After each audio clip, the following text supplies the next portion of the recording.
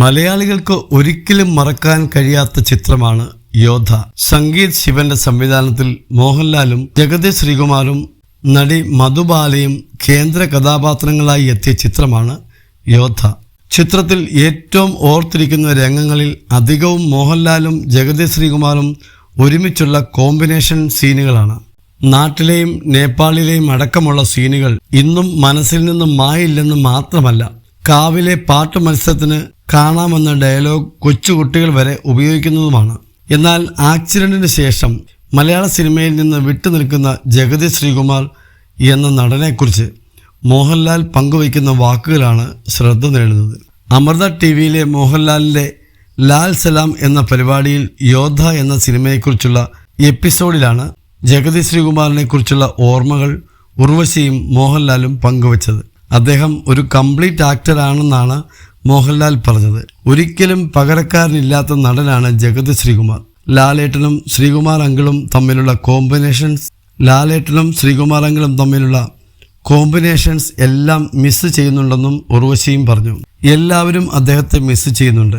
ഒരു Tom and Jerry പോലെയാണ് ആ സിനിമ കാണേണ്ടത്. ഞാനും അദ്ദേഹവും ഒരുമിച്ചുള്ള ചിത്രങ്ങൾ എല്ലാം ഒരു ടോം ആൻഡ് ജെറി പോലെയാണ്. അദ്ദേഹത്തെ എപ്പോഴും ഉപദ്രവിക്കുന്ന ആളായിരിക്കും ഞാൻ, അല്ലെങ്കിൽ എന്നെ എപ്പോഴും ഉപദ്രവിക്കുന്ന ആളായിരിക്കും അദ്ദേഹം. അതിൽ പറ്റുന്ന മണ്ടത്തരങ്ങൾ ഒക്കെയായിരുന്നു രസം. സ്ലാപ്സ്റ്റിക് കോമഡിയുടെ ആളായിരുന്നു അദ്ദേഹം, മോഹൻലാൽ പറഞ്ഞു. ശരീരം കൊണ്ടും മനസ്സുകൊണ്ടും ശാരീരം കൊണ്ടും എല്ലാം അഭിനയിക്കുന്ന ആളാണ്. അദ്ദേഹമാണ് ശരിക്കും കംപ്ലീറ്റ് ആക്ടർ എന്നും മോഹൻലാൽ പറഞ്ഞു. അദ്ദേഹത്തെ എല്ലാവരും മിസ് ചെയ്യുന്നുണ്ട്. ദമയന്തി എന്ന കഥാപാത്രം ഇല്ലായിരുന്നെങ്കിൽ യോദ്ധ എന്ന് പറയുന്ന സിനിമയെ ഉണ്ടാവുമായിരുന്നില്ലെന്നും മോഹൻലാൽ പറഞ്ഞു.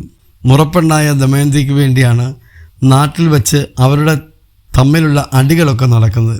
യോദ്ധ എന്ന സിനിമയിൽ ചെറിയ വേഷമേ ഉള്ളുവെങ്കിലും എല്ലാം തനിക്ക് വേണ്ടപ്പെട്ടവരാണ്. അതുകൊണ്ടാണ് അതിൽ അഭിനയിച്ചതെന്നും ചെറിയ വേഷമാണോ വലിയ വേഷമാണോ എന്നൊന്നും ചിന്തിച്ചിരുന്നില്ല എന്നും ഉർവശി പറഞ്ഞു. തമിഴ്നാട്ടിലെ ധാരാളം കളക്ഷൻ നേടിയ ചിത്രമാണ് ഈ ചിത്രം. മധുബാലയുടെ മലയാളത്തിലെ ഏറ്റവും നല്ല ചിത്രമാണ് യോദ്ധയെന്നും ഉർവശി അന്ന് ഓർത്തെടുത്തു. ചെസ് കാണിച്ച് വഴക്ക് കൂടുന്ന സീനിലൊക്കെ ബീന ആന്റണിയും താനുമൊക്കെ ജഗതിച്ചേട്ടന്റെ ആ സമയത്തെ കോമഡി കണ്ട് ചിരിക്കുകയായിരുന്നുവെന്നും ഉർവശി പറഞ്ഞു. ചിത്രത്തിൽ സംഗീത സംവിധാനം നിർവഹിച്ചിരിക്കുന്നത് AR റഹ്മാനാണ്. ഇതുവരെ മലയാളത്തിൽ കേട്ട് പരിചയമില്ലാത്ത ശൈലി വേണം.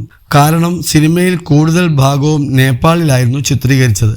ഈ സാഹചര്യത്തിൽ അന്ന് മണിരത്നത്തിന് വേണ്ടി സിനിമയിൽ സംഗീതം ചെയ്യുന്ന AR റഹ്മാനെ ആരോ നിർദ്ദേശിച്ചത് വഴി അദ്ദേഹത്തിൻ്റെ ഗാനങ്ങൾ കേട്ടു. അങ്ങനെയാണ് AR റഹ്മാൻ സിനിമയുടെ ഭാഗമാകുന്നെന്ന് സംവിധായകൻ സംഗീത് ശിവൻ നേരത്തെ പറഞ്ഞിരുന്നു.